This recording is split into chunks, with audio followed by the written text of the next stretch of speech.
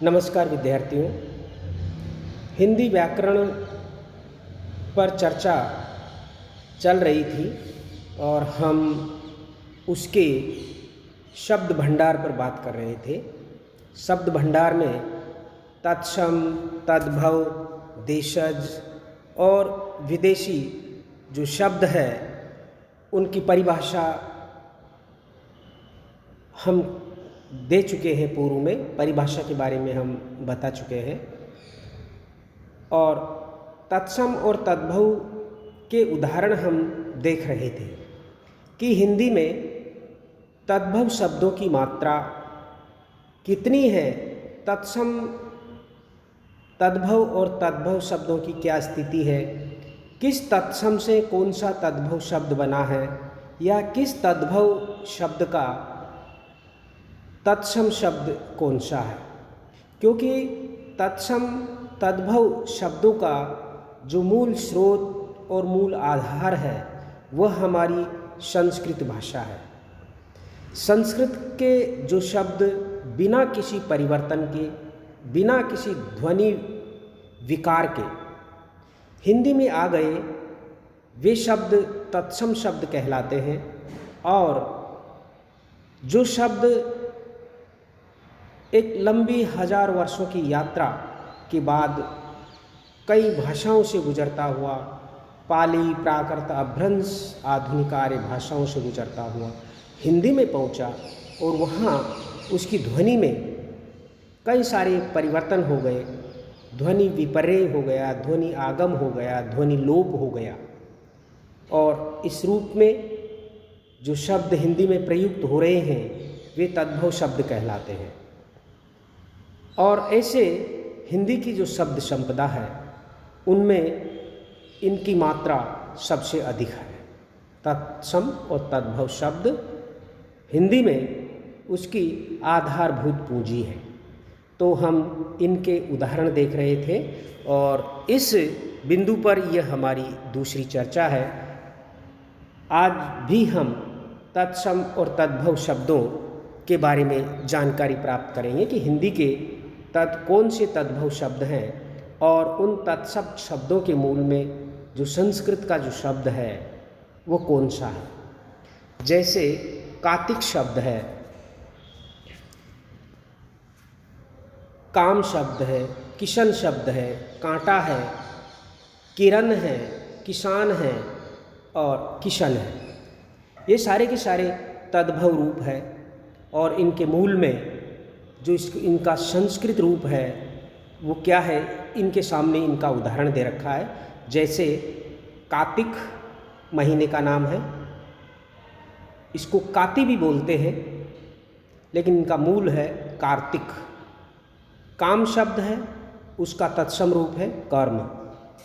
किशन का तत्सम रूप है कृष्ण। कांटा जिसका हम प्रयोग करते हैं हिंदी में उसका मूल है कंटक। किरण है तत्सम, इसका तद्भव रूप है किरण। किरण शब्द का भी इस्तेमाल करते हैं हम। और किसान, किसान का तत्सम रूप है कृषक और किशन का तत्सम रूप है कृष्ण। अगली फहरिस्त देखिए तद्भव की। किरति, कुंवर, कुछ, कुत्ता, कुम्हार, केला और कैंची। इनके जो तत्सम मूल शब्द है वह है कीर्ति, कुंवर का कुमार, कुछ का किंचित, कुत्ता का कुक्कर, कुम्हार का कुंभकार, केला कदली, कैंची कर्तरी। अब यहाँ ये देखने की बात है कि कुछ तद्भव शब्द तो अपने तत्सम शब्द के बहुत ज़्यादा करीब है, ज़्यादा उनमें परिवर्तन नहीं है। लेकिन कुछ शब्द ऐसे होते हैं जिनमें इतना ध्वनि परिवर्तन हो जाता है, ध्वनि विपर्य हो जाता है कि उसके तत्सम शब्द को ढूंढना आसान नहीं है। जैसे कुछ शब्द है, अब इसमें इतना परिवर्तन आ गया कि अपने मूल तत्सम से इसका मेल ही नहीं खाता है। किंचित, कुम्हार, कुंभकार, केला, कदली, कैंची, कर्तरी। अन्य उदाहरण है कोना, कोख, कोढ़, कोयल, कौआ, कोडी, कोठा। ये तत्सम तद्भव शब्द है। इनके तत्सम रूप भी हम देखते हैं। कोना, कोना का तत्सम क्या होगा? कोण। कोख, कोख का कुक्षी। देखिए, कोख का कुक्षी, कोढ़ का कुष्ठ, कुष्ठ एक रोग है। कोयल, कोकिला, कौवा, काक, कोडी, कपर्दिका। ये देशीय शब्दों के अंतर्गत भी आते हैं। कोठा, कोष्ठ, तो ये तत्सम शब्द है। एक तरफ हमने तद्भव शब्द रख रखे हैं, फिर उसके सामने उसका तत्सम रूप रख रखा है। आगे देखिए, कोठी, कुआं, खंबा, खत्री, घड़ी, घड़ा और घर। ये तद्भव शब्द है और इनके हम तत्सम देखते हैं। क्या है? कोठी, इसका होगा कोष्टिका। आप ध्यान रखिएगा, अंतर बहुत ज़्यादा है दोनों शब्दों में। कोठी, कोष्टिका।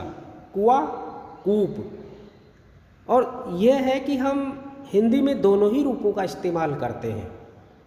जो संस्कृतनिष्ठ हिंदी भाषा के हिमायती है या उसके जानकार हैं, वो तत्सम शब्दों का प्रयोग ज़्यादा करते हैं, और जो जन प्रचलित शब्द हैं उनका इस्तेमाल करने के हिमायती हैं, या कि जो उनकी जानकार हैं वो इन तद्भव शब्दों का प्रयोग करते हैं। खत्री, क्षत्रिय। घड़ी, घटिका। घड़ा, घट। और घर, घर का गृह। यहाँ ग के नीचे री की मात्रा है। फिर देखिए तद्भव शब्द ग्वाला, गहरा, गंवार, गांव, गुफा, गौना, गाय। इनके जो तत्सम रूप है वो देखिए। ग्वाला का क्या हो जाएगा? क्या है? गोपालक। गोपालक से हिंदी में क्या बन गया? ग्वाला। और गंभीर से क्या बन गया? गहरा। और यहाँ पर ग्रामीण, गंवार। और इसमें अर्थ का भी अपकर्ष हुआ है। ग्रामीण शब्द जो ग्राम से संबंधित है, ग्रामीण शब्द का अर्थ क्या होगा? जो गांव से संबंधित है। लेकिन आज हम जो गंवार शब्द है वो ग्रामीण से बना है, लेकिन दोनों के अर्थों में थोड़ी थोड़ी भिन्नता है। दोनों के प्रयोग में थोड़ा अंतर है। गंवार को हम मूर्ख रूप में इस्तेमाल करते हैं।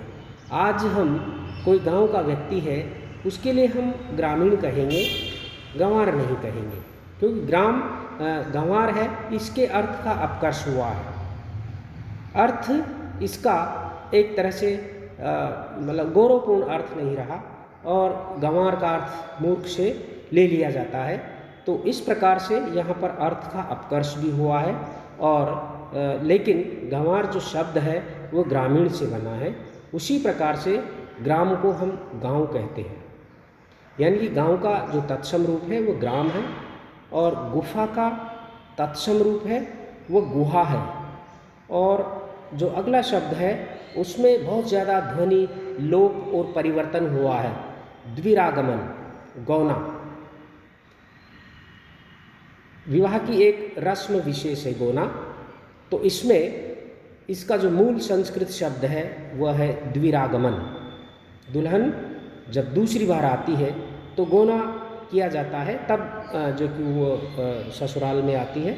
तो इस तरह से इसको द्विरागमन कहा जाता है। लेकिन द्विरागमन से धीरे धीरे ध्वनियों का लोप होता होता जो कि गोना शब्द बन गया, और गाय है वो गो। अगली सूची देखिए तद्भव शब्दों की। गौरा, गोबर, गेहूँ, गुसाई, गिद्ध, गांठ और गाहक। यहाँ पर देखिए गोरा का तत्सम रूप है गौर, गोरा का तत्सम रूप है गौर, और गोबर गोयम, ये संस्कृत रूप है इसका। गोयम से क्या बन गया? गोबर बन गया।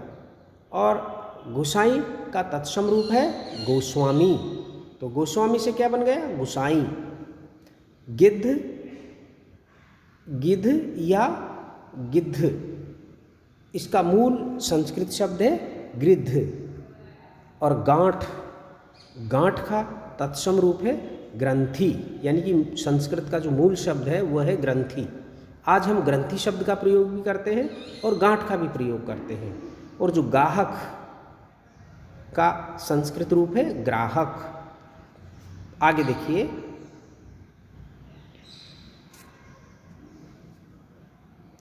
गात, गड्ढा, खेत, खीर,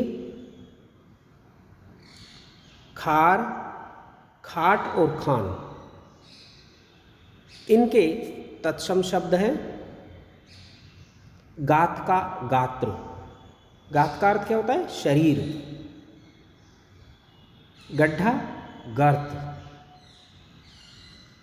अब हम इन दोनों ही शब्दों का इस्तेमाल करते हैं। जैसे पतन के गर्त में जाना, गड्ढा किससे बना है? गर्त से बना है। लेकिन जहाँ किसी के पतन के संदर्भ में हम बात करेंगे तो पतन के गर्त में चला गया, उसकी व्यवस्था गर्त में चली गई। और जहाँ कहीं कोई खड्डा हो जाता है, गहरा हो जाता है, तो उसके लिए जो कि गड्ढा शब्द। अब गड्ढे से क्या बन गया? खड्डा भी है, इसका भी इस्तेमाल करते हैं, लेकिन वो इसी से बना है, गर्त ही इसके मूल में है। गर्त से गड्ढा बना, गड्ढे से खड्डा बना। फिर खेत, खेत शब्द का तत्सम रूप है क्षेत्र। कई विद्यार्थी क्षेत्र के अंदर दो मात्राएं लगा देते हैं, वो गलत है। आगे देखिए, खीर, खीर का जो शुद्ध रूप है, तत्सम रूप है, वह है क्षीर। और खार का क्षार, खाट का खटवा और खान का खनी, खान का खनी। अगली सूची देखिए, छीन, छिन, छती, छाता, 24, चौंच और चाक। यहाँ हम ये बता दें कि इन शब्दों को हमने कई स्रोतों से लिया है। एक पुस्तक है, हिंदी व्याकरण की एक महत्वपूर्ण पुस्तक है, राघव प्रकाश की, पिंक सिटी पब्लिकेशन से प्रकाशित है। विद्यार्थियों की बहुत महत्वपूर्ण, विद्यार्थियों के लिए बहुत महत्वपूर्ण किताब है और वो लगभग सभी की पसंद है। उनसे भी लिए हैं और अन्य स्रोतों से भी लिए हैं। देखिए, इनके तत्सम रूप है छिन, क्षीण यानी कि कमजोर होना, छिन यानी क्षण, क्षति, क्षति, क्षति, छाता, छत्र, 24, चतुर्विंश, चौंच, चंचू, चाक, चक्र। चाक यानी जो कुम्हार का चाक होता है। तो इसके मूल में, इसका जो मूल शब्द है किससे बना है? चक्र से।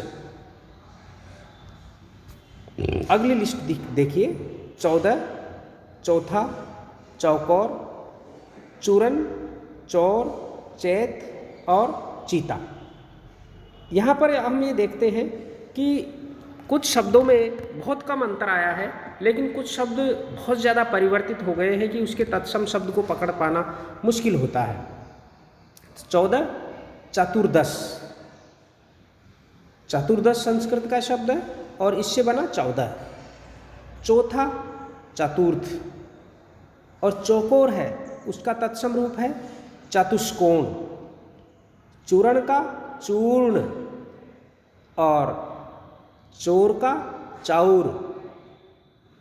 यहाँ ज़्यादा अंतर नहीं है। केवल एक मात्रा जो कि हट गई है। और चैत का चैत्र, चीता चित्रक। अगला देखिए,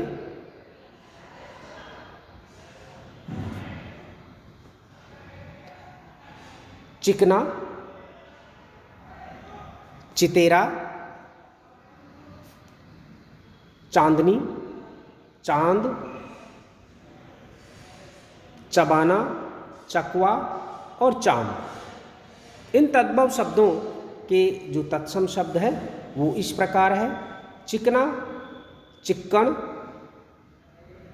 चितेरा का चित्रकार, चांदनी, चंद्रिका, चांद, चांद का तत्सम रूप है चंद्र, और चबाने का चर्वण। बहुत अंतर आ गया है। और जो चक्रवाक है वो चकवा है, उसका है चक्रवाक। और जो चाम है उसका संस्कृत तत्सम रूप है चर्म। अगली सूची देखिए, घी। फिर दूसरा शब्द है घिन, घाम, घना, छेद, जंतर मंतर और जमुना। ऐसा नहीं है, इन शब्दों को हम दोनों ही रूपों में इस्तेमाल करते हैं। देखिए, घी का भी करते हैं और घृत का भी करते हैं। घी का तत्सम रूप है घृत, और घिन जैसे किसी से नफरत होती है बहुत ज़्यादा, तो उसके लिए हम कहते हैं घिन। और घृणा, इसका जो मूल शब्द है वो है घृणा। घाम, घाम का जो तत्सम रूप है वो गर्मी। और घना, घना का तत्सम रूप है गहना। छेद का तत्सम रूप है छिद्र। और जंतर मंतर का तत्सम रूप है यंत्र और मंत्र।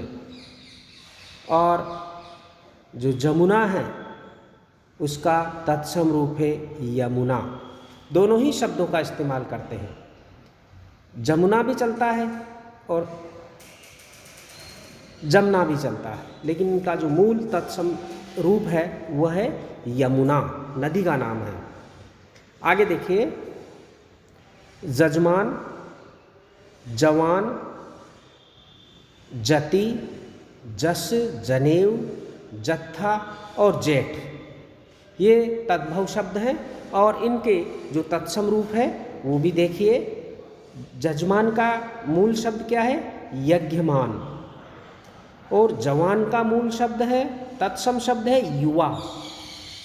जति का यति, जस का यश, जनेऊ का यज्ञोपवीत। अब यहाँ देखिए, जनेऊ में और यज्ञोपवीत में कितना अंतर आ गया है। जनेऊ और यज्ञोपवीत में बहुत ज़्यादा अंतर आ गया है। जत्था यूथ, अंग्रेजी का यूथ नहीं, संस्कृत का यूथ। जेठ, जेठ का क्या तत्सम शब्द है? ज्येष्ठ, ज्येष्ठ। आगे देखिए,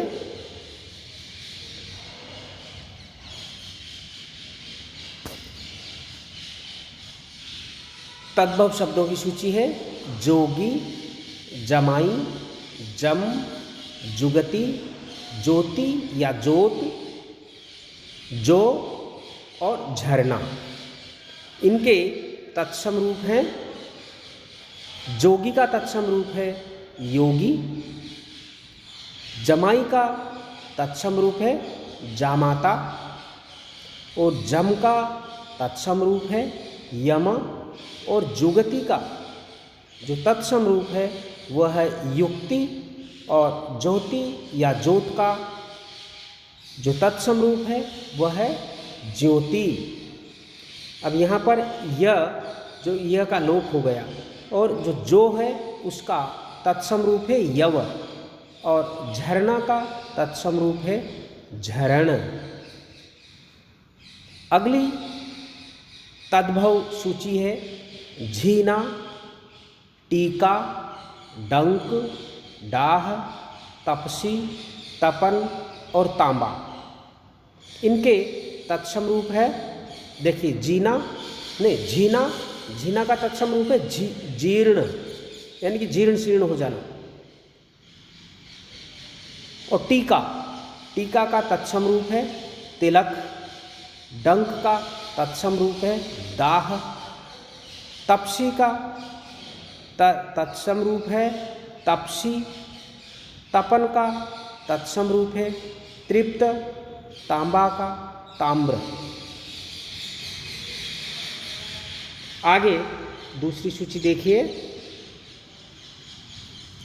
तिनका, तीखा, तीरथ, तुरंत, तेल और थन। इनका जो तत्सम रूप है वह है तिनका किससे बना है? संस्कृत के तृण शब्द से। तीखा जो शब्द है वो संस्कृत के तीक्ष्ण शब्द से बना है। और तीरथ तीर्थ है। और जो तुरंत है वह है त्वरित। और 13 का जो मूल तत्सम रूप है वह है त्रयोदश। और जो तेल है वह है तैल, यानी कि संस्कृत में 2 मात्रा थी, हिंदी में 1 ही रह गई। और थन का तत्सम रूप है स्तन। आगे देखिए।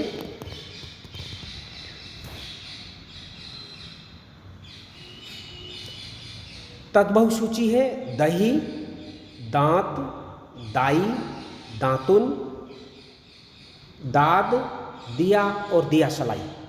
ये तद्भव शब्द है। अब इनके जो तत्सम शब्द हैं वो है दही का दधी, दांत का दंत, दाई का धात्री और दातुन का दंत धावन, यानी कि दांतों को धोने वाली। जैसे नीम की आदि की हम दातुन बनाते हैं और उससे दांत साफ करते हैं, ठीक है। तो इसका जो मूल शब्द है वह था दंत धावन। और दाद का दर्द्रु। और दिया किसका है? दीप का। और दिया सलाई का जो तत्सम रूप है वो है दीप शलाका। क्या है? दीप शलाका। अगली जो सूची है तद्भव शब्दों की वह है दिवाली, दीठी, दूब, दूध, दुपट्टा, दुबला और दुबे। इनके तत्सम रूप है दिवाली का दीपावली, दीठी का दृष्टि, दूब का दूरवा, दूध का दुग्ध। हम इन दोनों ही रूपों का इस्तेमाल करते हैं। जैसे सामान्यतः हम दूध शब्द का इस्तेमाल करते हैं आज, लेकिन कई सारी जैसे दूध की डेयरी होती है तो उसमें दुग्ध डेयरी भी लिखा हुआ होता है। तो इस्तेमाल में दोनों ही हैं। और दुपट्टा द्विपट्ट, तो वो डबल बना रहता है। दुबला यानी कि दुर्बल, दुबे द्विवेदी, ये इनके तत्सम रूप है। अगली जो सूची है तद्भव शब्दों की वह है दाहिना, दाई, दई, धर्म, धतूरा, धरती, धन्ना सेठ, नाई। अब इनके जो तत्सम है या कि जो इनके संस्कृत रूप है वह है, यहाँ विद्यार्थी ध्यान दें, ये शब्द अलग अलग नहीं है। हम संस्कृत के शब्दों का भी इस्तेमाल कर रहे हैं और उनसे विकसित जो तद्भव शब्द है जो संस्कृत के शब्दों से उत्पन्न हुए हैं, उनसे विकसित हुए हैं, उनका भी इस्तेमाल करते हैं। दोनों ही रूपों का प्रचलन हिंदी में है, दाहिना, दक्षिण। लेकिन जब तत्सम से तद्भव शब्द बनता है तो कई सारे शब्दों में संदर्भगत अर्थ की भिन्नता आ जाती है। देखिए, दाहिना किससे बना है? दक्षिण। दई देव, धर्म धर्म, धतूरा धतूर, धरती धरित्री, धन्ना सेठ धन श्रेष्ठी, नाई का मूल तत्सम शब्द है नापित। आगे देखिए, हमारी चर्चा यहीं समाप्त होती है। अगले वीडियो के अंदर हम आगे अन्य इसी हिंदी के शब्द भंडार पर चर्चा करेंगे। धन्यवाद।